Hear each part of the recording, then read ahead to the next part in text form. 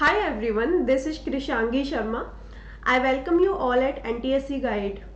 आज इस सेशन में हम NTSC स्कॉलर बनने की पूरी प्रोसेस को समझने वाले हैं कि कोई भी बच्चा NTSC स्कॉलर कैसे बन सकता है, कब इसके लिए अप्लाई करना है और आपकी स्ट्रेटजी क्या होनी चाहिए।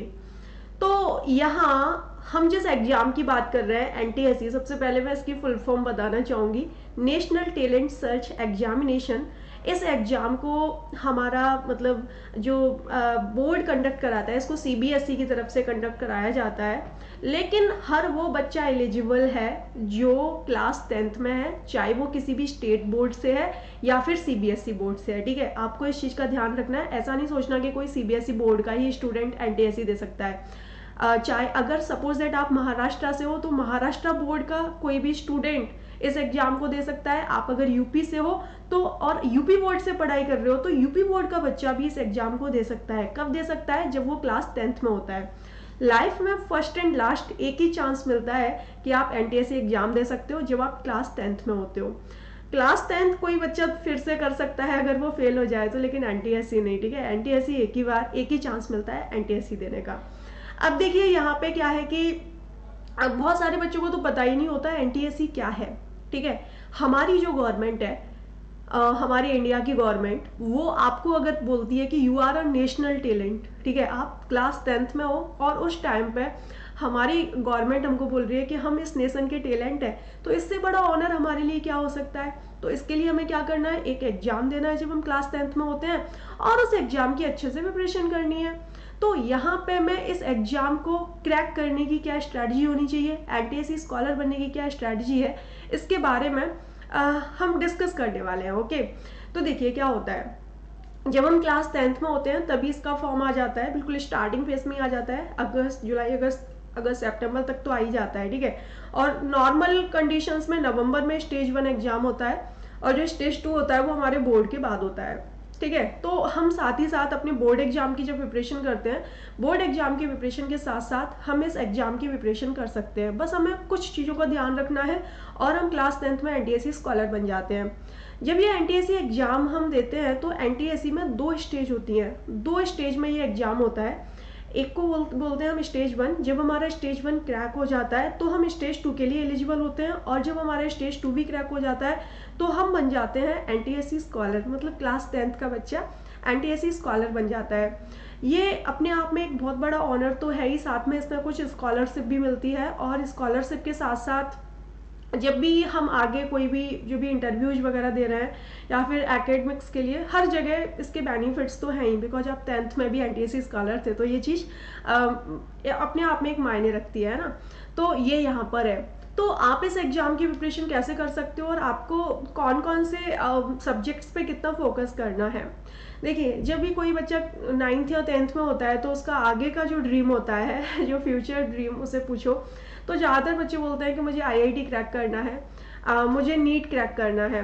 लेकिन हम IIT या नीट के एग्जाम कब दे सकते हैं? जब हम 12th अपियरिंग होते हैं या फिर 12th पास आउट होते हैं, जस्ट तब दे सकते हैं। और कुछ बच्चों का ड्रीम हालांकि UPSC भी होता है, लेकिन वो एक ग्रेजुएशन के बाद की कड़ी है, उसकी बात तो ग्रेजुएशन के बाद की हो गई। IIT या नीट ग्रेजुएशन में आ जाता है। ठीक है, तो ये चीज़ें हैं यहाँ पे। लेकिन 9th और 10th का बच्चा अपनी IIT नीट के फाउंडेशन की प्रिपरेशन तो करता ही है। बहुत सारे बच्चे IIT और नीट के लिए बिल्कुल फाउंडेशन से प्रिपेयर करते हैं, 9th या 10th से ही वो अपनी प्रिपरेशन स्टार्ट कर देते हैं, और ये एक अच्छी बात भी है। अर्ली स्टार्ट के अपने बहुत फ़ायदे हैं, आपकी अच्छी से अच्छी रैंक आ सकती है और आप बिल्कुल कूल प्रोसीजर में बिना किसी हड़बड़ाहट के, बिना किसी घबराहट के अपना एग्जाम दे सकते हो और उसे क्रैक भी कर सकते हो। तो आप अपनी IIT और नीट की प्रिपरेशन तो कर ही रहे हो, साथ में आप कुछ ओलंपियाड्स भी क्रैक कर सकते हो, आप NTSC क्रैक कर सकते हो अगर आप थोड़ा सा भी ध्यान उस पर दे देते हो तो ये जो NTSC एग्जाम है, इसकी स्टेज 1 की प्रिपरेशन की हम बात करते हैं। सपोज दैट आप यूपी के स्टूडेंट हो, सपोज दैट आप किसी भी कहीं ना कहीं तो रहते ही होंगे ना इंडिया में, किसी ना किसी स्टेट में तो आपका स्कूल होगा ही। तो सपोज दैट आप यूपी में रहते हो और आपका स्कूल भी यूपी में है, तो यहाँ आप जब स्टेज 1 दे रहे होगे तो आपका जो स्टेज 1 आएगा वो यूपी बोर्ड का आएगा। क्या आएगा? यूपी बोर्ड का। मतलब जो स्टेट बोर्ड होता है वो स्टेज 1 का पेपर बनाता है और जो स्टेज 2 होता है उस पेपर को CBSE बनाता है। ठीक है, इस तरीके से यहाँ रहता है, मतलब जो स्टेज 2 है उसमें एनसीईआरटी का पोर्शन आता है और जो स्टेज 1 है उसमें स्टेट बोर्ड का पोर्शन आता है। तो भले ही आप एक सीबीएसई बोर्ड के स्टूडेंट हो, लेकिन आपका स्कूल यूपी में है, आप यूपी से हो, तो आपको स्टेट बोर्ड का सिलेबस यहाँ पे पढ़ के एग्जाम देना होगा। ये एक प्लस पॉइंट है कि यूपी में एनसीईआरटी ही चलती है, स्टेट बोर्ड में भी तो आपको वही बुक्स पढ़नी है। लेकिन जब हम एनटीएससी की बात करते हैं, एनटीएससी एग्जाम की, तो हमें कुछ एक्स्ट्रा नॉलेज की भी जरूरत होती है। वो मैं आपको बताऊंगी कि कैसे कैसे आपको प्रिपरेशन करनी है। देखिए, चाहे हम स्टेज 1 की बात करें या फिर हम स्टेज 2 की बात करें, दोनों ही स्टेज में 2 पेपर होते हैं। एक पेपर होता है मैट का, जिसे हम मेंटल एबिलिटी टेस्ट बोलते हैं, और दूसरा पेपर होता है सेट का, जिसे हम स्कॉलस्टिक एप्टीट्यूड टेस्ट बोलते हैं। ठीक है, तो यहाँ पे क्या होता है कि जो मैट वाला पोर्शन है, मैट मेंटल एबिलिटी टेस्ट, उसमें रीजनिंग टाइप के क्वेश्चन आते हैं, जैसे कि ब्लड रिलेशन हुआ, नंबर सीरीज हुई, कैलेंडर हुआ, क्लॉक हुआ, मतलब इस टाइप के क्वेश्चंस होंगे जो रीजनिंग के क्वेश्चंस जनरली हम उसे बोलते हैं। तो उस एग्जाम उन क्वेश्चंस को करने की क्या स्ट्रेटजी होनी चाहिए? अगर आप प्रैक्टिस पेपर सॉल्व कर रहे हो, अगर आप प्रैक्टिस कर रहे हो 100 क्वेश्चंस की ना, तो डेली 50 क्वेश्चंस की तो कर ही सकते हो। तो आप प्रैक्टिस पेपर के थ्रू उनकी प्रैक्टिस कर सकते हो और अपने मार्क्स को ज़्यादा से ज़्यादा बूस्ट अप कर सकते हो। चाहो तो आप टीचर्स की भी गाइडेंस ले सकते हो, बहुत सारे टीचर्स होते हैं जो आपको गाइड करते हैं, आपको यहाँ चैनल्स पे भी मिल जाते हैं। एंड इसके अलावा आप अनअकैडमी लर्निंग ऐप की भी हेल्प ले सकते हो, वहाँ पे मैं भी पढ़ाती हूँ और एनटीएससी की प्रिपरेशन कराती हूँ, और एनटीएससी के साथ साथ आईआईटी नीट फाउंडेशन की भी प्रिपरेशन करवाती हूँ। तो आप वहाँ पे भी अपना गोल सेलेक्ट कर सकते हो, JEE NEET foundation and NTSC, और वहाँ पे मेरी क्लासेस कर सकते हो। मेरे अलावा बहुत सारे टीचर्स की क्लासेस कर सकते हो। उसके लिए आप जो नीचे मतलब बिल्कुल अंडरलाइन में एक अनलॉक कोड का ऑप्शन आ रहा है, कृषांगी शर्मा, इस अनलॉक कोड को एंटर करके वहाँ पे प्रोसीड कर सकते हो, तो आप क्लासेस कर पाओगे। ठीक है, अब देखो यहाँ पे क्या है, मतलब मैट के लिए आपको क्या करना है, आपको ज़्यादा से ज़्यादा प्रैक्टिस पेपर लगाने हैं। ठीक है, प्रैक्टिस पेपर की जितनी ज़्यादा आप प्रैक्टिस कर लोगे उतना ही ज़्यादा आपके लिए अच्छा होगा। अब हम बात करते हैं दूसरे पेपर की, जो सेट का पोर्शन है। सेट के पोर्शन में मैथ्स आता है 20 मार्क्स का, फिजिक्स आती है 13 मार्क्स की, केमिस्ट्री आती है 13 मार्क्स की, बायोलॉजी आती है 14 मार्क्स की, और जो आपका सोशल स्टडीज है, एसएसटी है, वो आता है 40 मार्क्स का, 40 नंबर का। ठीक है, तो ज़्यादातर बच्चे, बिकॉज जो उनका फ्यूचर प्लान होता है वो नीट या आईआईटी के लिए होता है, तो मैथ साइंस पे अच्छे से फोकस कर रहे होते हैं, और करना भी चाहिए। ठीक है, तो उस पर फोकस कर रहे हैं तो बहुत अच्छी बात है, तो उनके लिए इजी होता है मैथ और साइंस के पोर्शन को फोकस करना। लेकिन कहीं ना कहीं बच्चे अवॉइड कर देते हैं सोशल स्टडीज को, एसएसटी को, और वो अवॉइड करना ही उनकी सबसे बड़ी भूल होती है। एनटीएससी स्कॉलर बनने के लिए एक भूल होती है, मैं कहूँगी।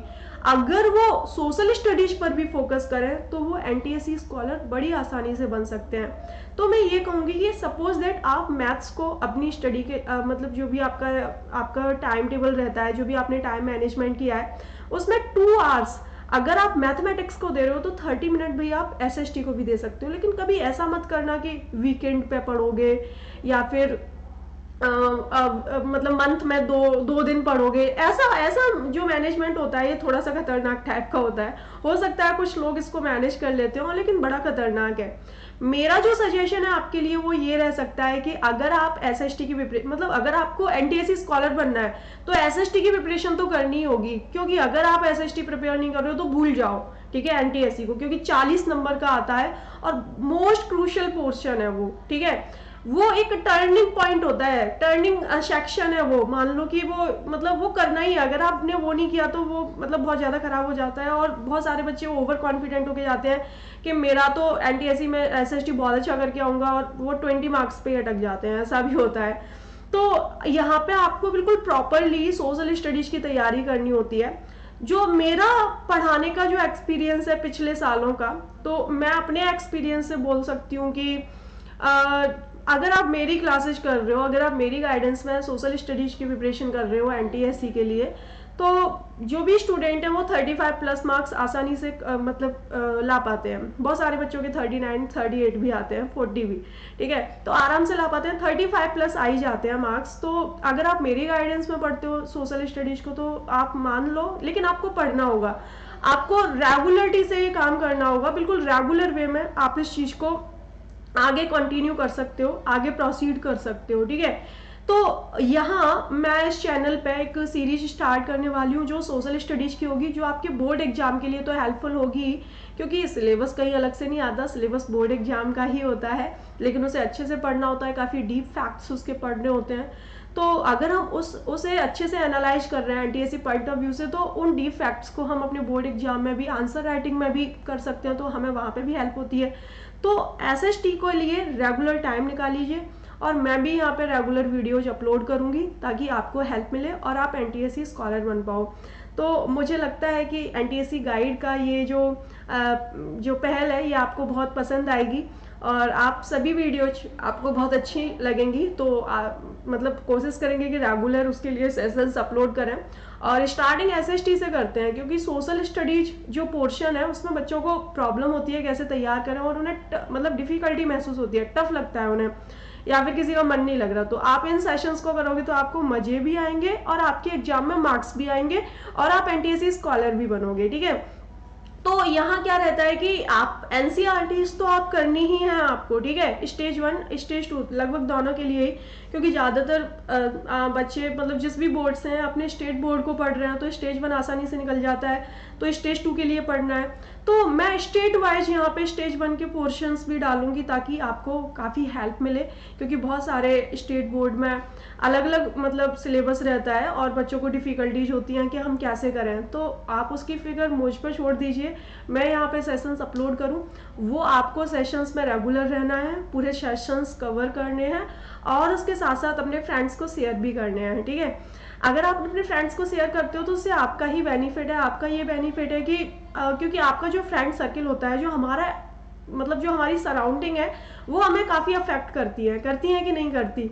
क्यों अफेक्ट करती हैं कि हम देखते हैं कि वो बंदा भी इस एग्जाम की प्रिपरेशन कर रहा है, और वो अगर हमसे ज़्यादा कर रहा है तो हमारा भी मन करता है कि हम भी उससे ज़्यादा करें, तो हमें भी एक मोटिवेशन मिलती है, क्योंकि ये कुछ लोगों के एग्जाम नहीं है, ये ऑल इंडिया लेवल का एग्जाम है ना। तो ऐसा नहीं है कि आप उसे अपना कॉम्पिटिटर मान रहे हो, तो वो आपकी हेल्प ही करेगा करने के लिए। और कंपटीशन एक पॉजिटिव वे में होना चाहिए, कभी भी नेगेटिव कंपटीशन नहीं करना चाहिए अपने फ्रेंड्स के साथ। तो आप अपने फ्रेंड्स को शेयर भी कर सकते हो ताकि उनकी भी नॉलेज इंप्रूव हो, आपकी भी नॉलेज इंप्रूव हो, आप भी अपने सेशंस को बहुत अच्छे से कर पाओ, आप भी इस एग्जाम को निकाल पाओ। So all the best to all of you for becoming NTSC scholar. तो आज के सेशन को हम यहीं पे एंड करते हैं और मिलते हैं किसी दूसरे सेशन में किसी बहुत इंटरेस्टिंग से टॉपिक के साथ। सो तब तक के लिए goodbye to all of you, bye bye and take care, good bye.